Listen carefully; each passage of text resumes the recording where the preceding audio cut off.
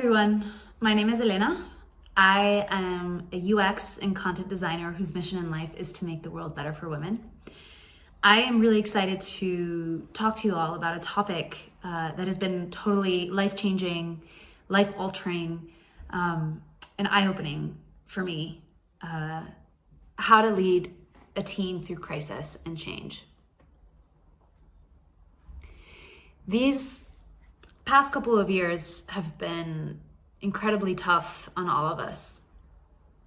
So many devastating and horrific, anxiety-inducing events have taken place all over the world, whether it's a global pandemic, layoffs, war, crises and change, whether it's personal or collective, can be extremely disruptive to any person, company, organization.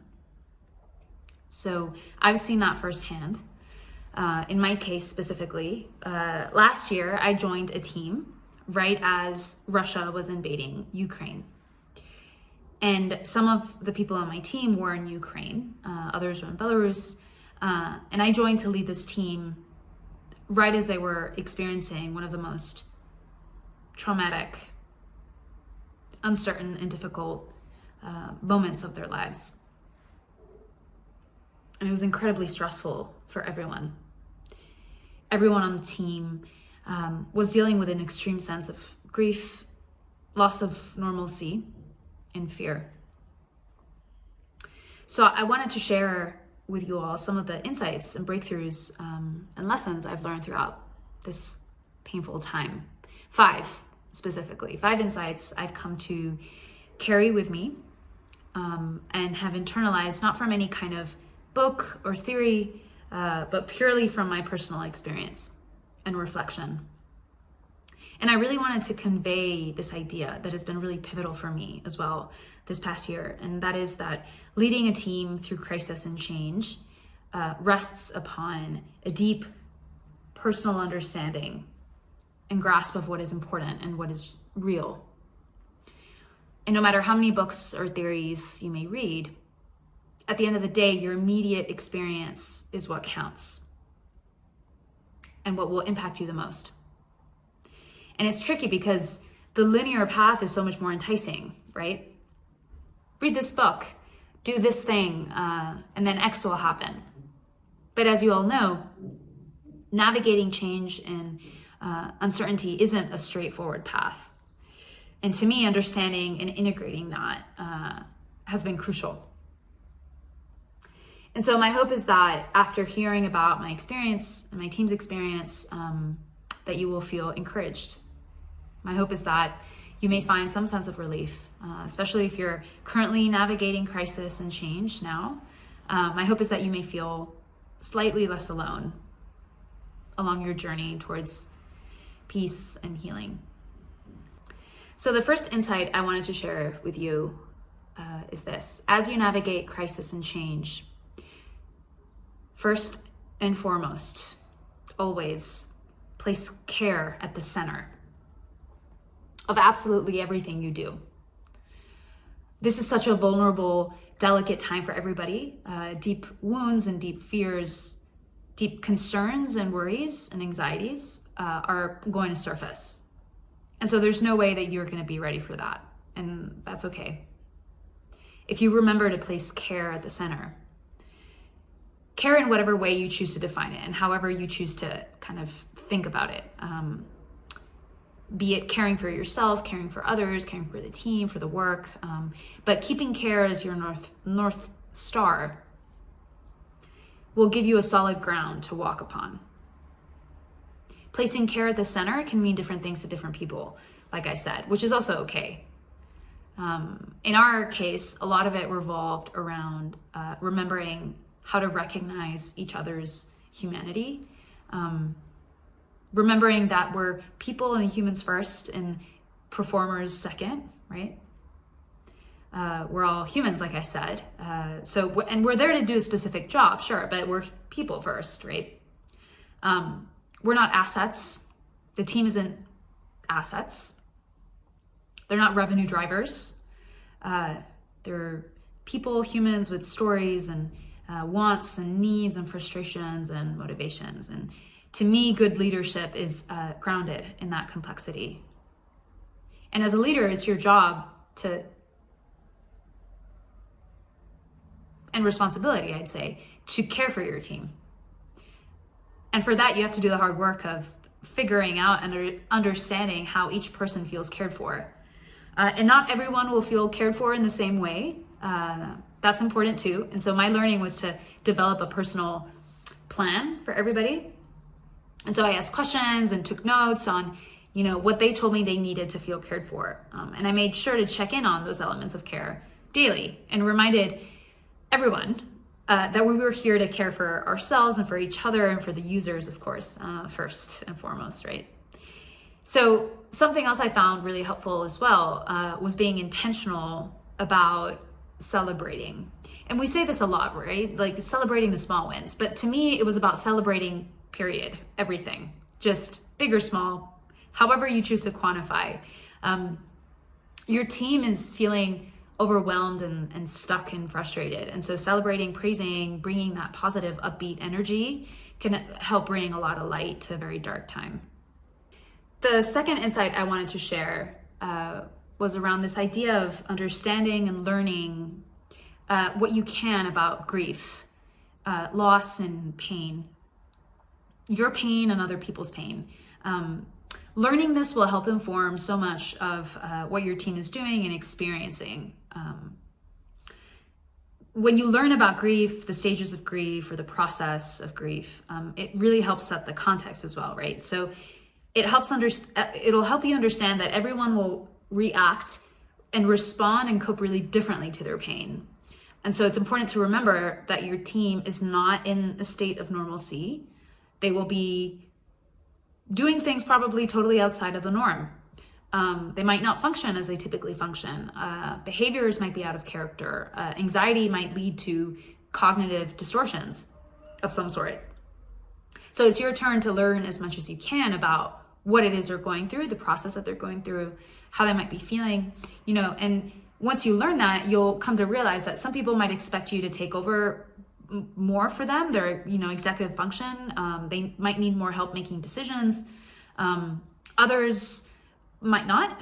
And so I also realized that the sense of control was really important. And I tried to address that very specifically with the team, redistributing the team or redefining roles and responsibilities. I had some people work more on the technical side of things or more routine tasks, while others really needed new areas to explore to feel new kind of horizons opening up.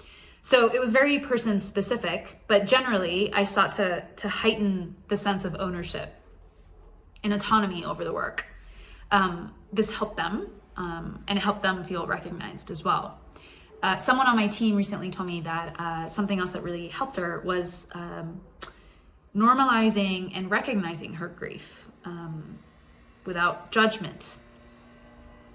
Letting her know that grief was okay, that she could show up to work grieving, anxious, or worried, and that was okay. Instilling this idea that there's no right or wrong way to show up to work at a time of crisis and change. It's not a problem to be solved. It's not this challenge to fix. It's a process that is alive, that needs its own time and space. So those of us leading or managing a team going through something like that, we need to be really acutely aware of that, of the pain, of the process of healing. It's not something we can hurry. It's not something that we can just wish away or pressure, right? Healing and recovery take longer than we realize, and we need to accept that as it comes. And so, like I mentioned, learn as much as you can about pain and grief and recovery. It'll help you understand yourself, your team better, and it'll help you show up for them in a way that they need you to. The third insight I have for you is about saying no. Cognitive load is really high during times of crisis. And so this means it's going to be really important to keep really clear priorities, boundaries, and say no probably way more often than you normally would. I found that for that, lists and meetings and stand-ups where, we covered and identified and communicated what our top priorities were was really helpful. Those priorities may shift, and you might have to constantly be making trade-offs. That's okay. And when I talk about priorities, I don't mean just in the business sense. Sometimes priorities can look like asking someone whether they'd eaten that day, whether they had gotten enough sleep, if they weren't feeling well, what did they need? Did they need to take a sick day? Did they need a cup of tea? For me, also, saying no or setting boundaries or priorities took many forms throughout the year. And so sometimes, it was taking more breaks, realizing that I needed, more journaling or to go on a longer run. And the truth is, this process can feel so incredibly lonely, especially if you're at a workplace that values productivity and speed, self-sufficiency first and foremost, right? We're told and bombarded that we should be able to handle everything on our own, that reaching out or asking for help or saying no is a sign of weakness. And that leads to a lot of us feeling really isolated and disconnected and unsupported. So it's been really important for me to maintain an internal boundary that questions all of that, to remember that care and community and trust and coming together is the foundation of what leads to great work and great environments and great teams and people to work with. So remember this: in times of crisis and change, clarify your priorities. Make sure you set really clear boundaries and be okay with saying no more often than you would otherwise. The fourth insight or takeaway I have is this: be obsessed with how you and your team communicates. I can't stress that enough.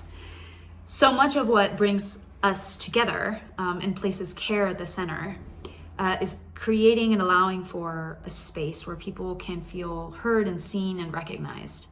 And so much of that rests upon this idea of clear, transparent, and consistent communication. So try to avoid keeping your team in the dark, even if you know that the information might be more stressful.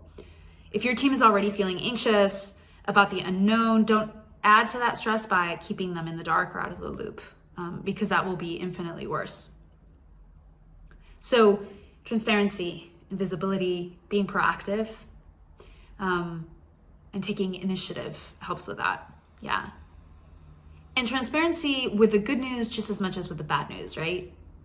I had to deliver a lot of bad news and had to figure out how to keep the team engaged with the work, hopeful, or grasp a sense of satisfaction with their work. So seeing the team in person and communicating with them face to face really helped with that. Being intentional about being with them and checking in with them personally, physically, offline, and reminding them that they could rely on my presence, right? And they might not ask for help, they might not be responsive to that, but knowing that you're there and available and willing to support is what they need right now. Yeah. And a big also aha moment for me was reminding everyone, and myself included, that this isn't the end and that it's not going to be like this forever, that there will be a change at some point, and that we are enough just as we are and just as we show up. The last insight I wanted to share was around this concept of owning your mistakes, embracing for impact. Yeah. As a leader, you're going to have to make some tough decisions, right? And some of the time, if not most of the time, most of our decisions are mistakes. And those decisions, regardless of our intentions, might lead to negative and stressful impact. And knowing that the team is already in a state of crisis, our decisions carry heavier weight than usual. And our judgments won't always be accurate, right, or positive. And so a big part of understanding how to lead through crisis, I think, for me, has been coming back to this idea that I don't have all the answers, nor should I. Sometimes it's about asking the right questions, and staying grounded and true and making sure I'm asking those right questions. I think this is what helps us anchor ourselves and help move our team through fear and into their power, because it opens possibilities and it opens an infinite space, whereas having the answers creates a closed loop and circuit that is finite and fixed.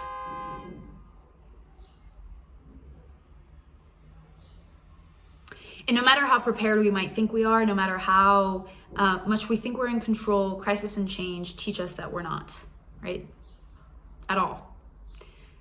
And crisis and change test us in every single way. They, break us open in new, unfathomable, unpredictable ways. It can feel so dreadful, hard and sluggish.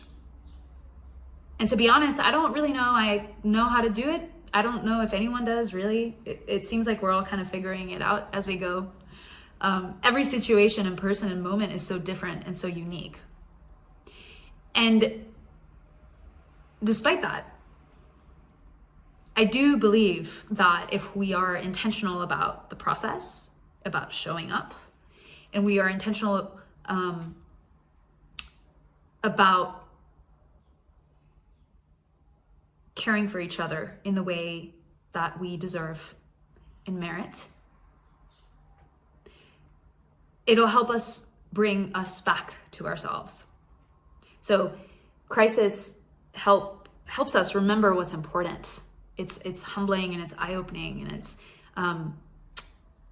eye-opening in ways that we never knew possible. It'll help you reconnect to yourself and to others, to the bigger thread that connects all of us together, and it brings us together to each other. So that, in essence, I think, is how we navigate crisis and change. We trust and we remember and we come in closer. Thank you.